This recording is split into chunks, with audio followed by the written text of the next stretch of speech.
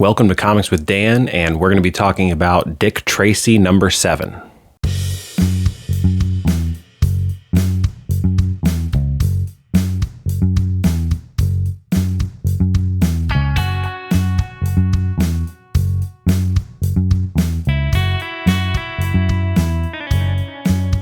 Last time, in the pages of Dick Tracy. Fresh off the heels of a full-out gang war with Lips Manless, we get introduced to a new villain, the Blank. Dick Tracy is investigating a string of killings by the Blank, although he doesn't realize it yet, who Tess Trueheart, his trusty reporter gal, has just received a tip about. Dick arrives in the aftermath of an attack from the Blank and finds a police officer and Tess severely injured and another dead body. Dick and Pat are more determined than ever to take the Blank down. In this issue, the investigation continues and Dick Tracy is pushed to his limits. We see things heat up a little bit between Dick and Breathless Mahoney, who is a singer at Fangs Foreman's nightclub called Club Ritz. There's definitely something that's going to be going on there. They've been kind of staring at each other the last 2 issues. I think we can all assume what's going to end up happening, but who knows how it's going to affect the story. I'm willing to bet that it's going to drive some kind of wedge between Dick and Tess as well, because there seems to be some tension there. Things aren't going quite as swimmingly as we last saw.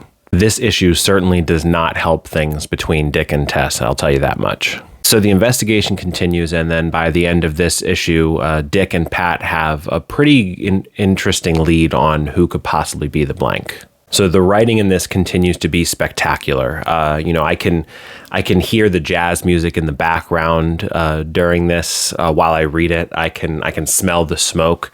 The dialogue and the art just create a vibe that is perfect for Dick Tracy. I don't have a ton of experience with Dick Tracy, so it's kind of nice that I guess my understanding is that the Blank is actually not a brand new character, but rather just new to this comic run. So it's, new to me, right? And so this is definitely new reader friendly. If you've never read a Dick Tracy comic before or done anything with Dick Tracy, then you're definitely going to be fine reading this. And honestly, you can pick up issue number 6, the beginning of this arc, and not have a problem.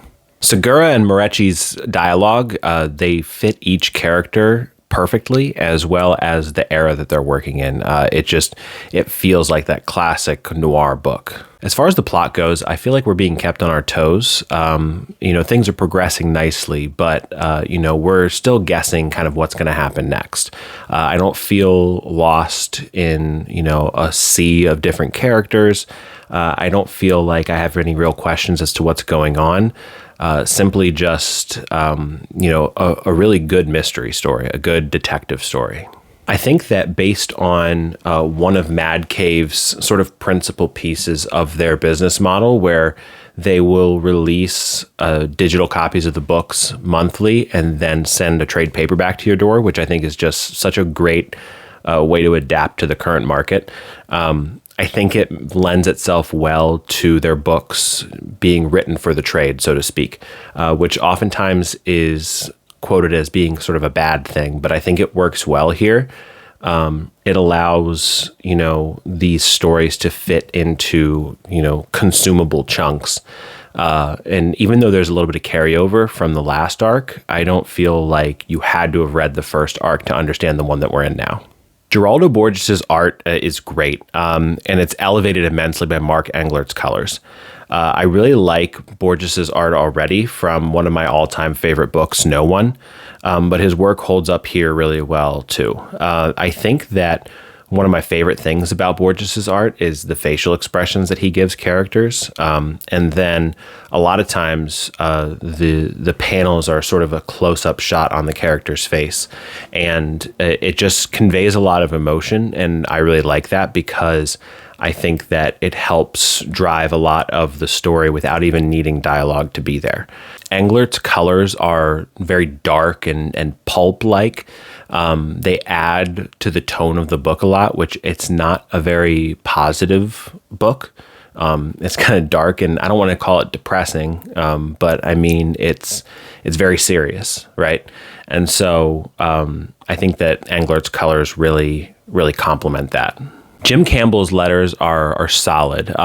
They don't deviate from the norm too much, and there's little bits of flair added here and there, sort of lighter colored and smaller letters for whispering, that sort of thing. But nothing that really draws attention away from the art, which I think is what the situation called for here. Dick Tracy number 7 follows up what I felt was a big hit in the series with issue number 6 with just another hit. This is shaping up to be a really great arc. I'm really excited about this story. I'm excited to figure out who the blank is and sort of see where Dick Tracy and Tess Trueheart go, what happens with Breathless Mahoney, and sort of just what's happening with all these characters, right? I think that, we're in for just a really good time. This is slowly becoming one of the books that I anticipate on a monthly basis. I do get review copies from Mad Cave, but I'm definitely going to be going out and buying the trades of volume 1 and 2 of Dick Tracy because they've just been really good detective stories. Dick Tracy number 7 is on sale January 29th, this Wednesday. You can buy it at your local comic shop, or you can get it on Mad Cave's website. I gave this issue 4.5 stars, just like I gave issue number 6 4.5 stars. So as you can tell, this arc is shaping up to be a great one.